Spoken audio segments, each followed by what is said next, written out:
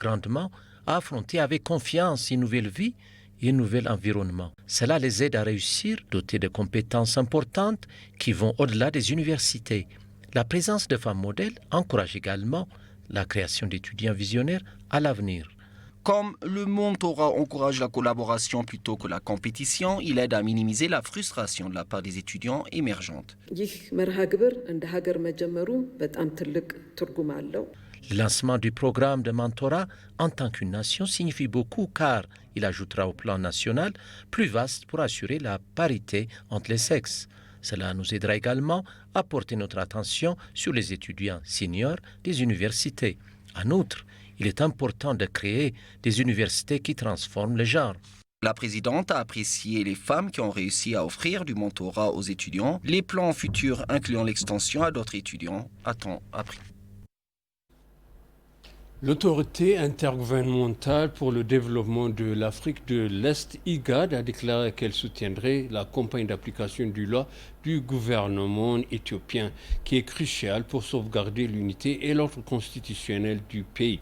La conférence de Djibouti s'est conclue par une résolution pacifique des différends et la reprise des relations diplomatiques. Le secrétaire général de la Commission de l'Union africaine, Moussa Faki Mahamat, a exprimé son soutien à l'entretien diplomatique. Le porte-parole du ministère éthiopien des Affaires étrangères, l'ambassadeur Dina Mufti, a partagé les principales questions abordées lors de la 38e sommet de l'IGAD et a déclaré que les États membres de l'IGAD ont réagi positivement à la campagne de répression de l'Éthiopie.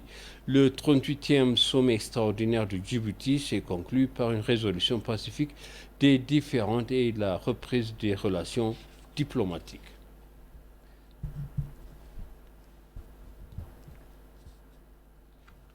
Les hauts dirigeants du Parti de la propriété du Tigray, PP, de l'administration intermédiaire ont visité les dommages causés par le junte TPLF dans la ville d'Adigrat.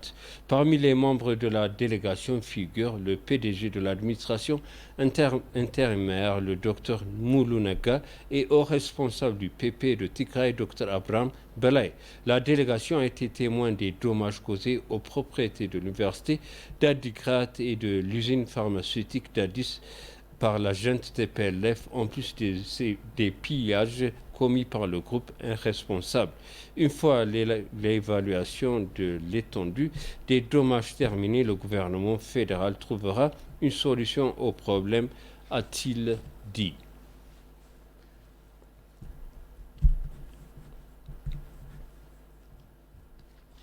Le procureur général fédéral, le Dr Gideon Timotheus, a déclaré que les activités allaient bon train pour doter les systèmes judiciaires du pays de l'intention de traiter correctement les cas massifs.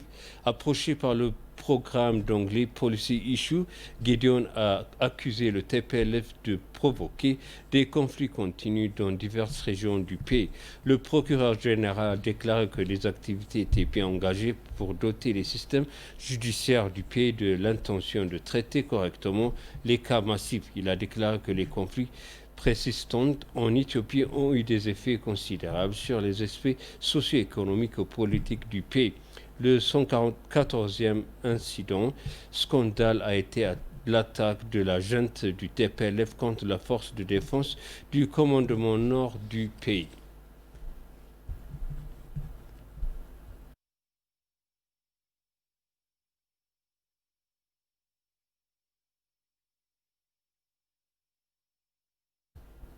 Ces derniers jours, le Conseil électoral national entreprend les préparatifs de la 6e élection générale.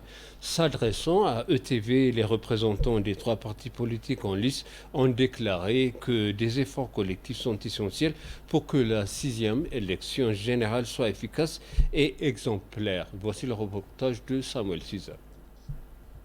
Au bout d'un an, le Conseil électoral national de l'Éthiopie entreprend des préparatifs en vue de la tenue des élections générales en mai ou juillet de cette année. S'adressant à ETV, les représentants des partis politiques en lice ont déclaré que les efforts supplémentaires étaient nécessaires pour amener la paix dans tout le pays afin d'entreprendre les élections générales à travers la nation. Selon les politiciens, analyser les problèmes existants et résoudre ces problèmes est essentiel pour entreprendre les prochaines élections générales. L'Éthiopien doit comprendre les désordres en cours ainsi que les conflits afin de mener les prochaines élections. Nous devons instaurer un environnement pacifique dans notre pays. Les activités sont essentielles pour rétablir la paix. Nous devons créer un environnement propice pour entreprendre la 6e élection générale à travers le pays. L'élection en elle-même est sensible. Nous avons besoin de plus d'attention pour analyser l'impact négatif des élections. Je pense qu'il vaut mieux stabiliser la nation. አገራችን ያለው የጸጥታ ሁኔታ በጣም አሳሳቢና ምርጫን ለማድረግ የሚያስችል ነው የሚል እምነት የለንም እንደ ኢዴፓ። En tant que Parti démocratique éthiopien, nous pensons que l'Éthiopie n'est pas en bonne position pour entreprendre les élections générales. Nous pensons également que les prochaines élections doivent être modestes par rapport aux 5 élections générales précédentes. Nous sommes fermement convaincus qu'il est essentiel de créer un environnement propice pour entreprendre les élections générales. Pour réaliser ce fait difficile, nous devons nous asseoir et discuter des problèmes majeurs que nous avons. Selon les politiciens, la création d'un dialogue national sur des questions communes est essentielle pour consolider le consensus national en Éthiopie. Pour résoudre nos problèmes, nous devons identifier les problèmes majeurs de la nation afin de négocier pour définir de nouvelles orientations politiques dans notre pays. Nous pensons que de nouvelles activités sont essentiellement pour créer un consensus national avant la tenue des élections. Comme nous le savons tous, les élections sont une cause de conflits politiques et de dommages dans de nombreux pays. En conséquence, nous devons accorder une grande attention à cette préoccupation.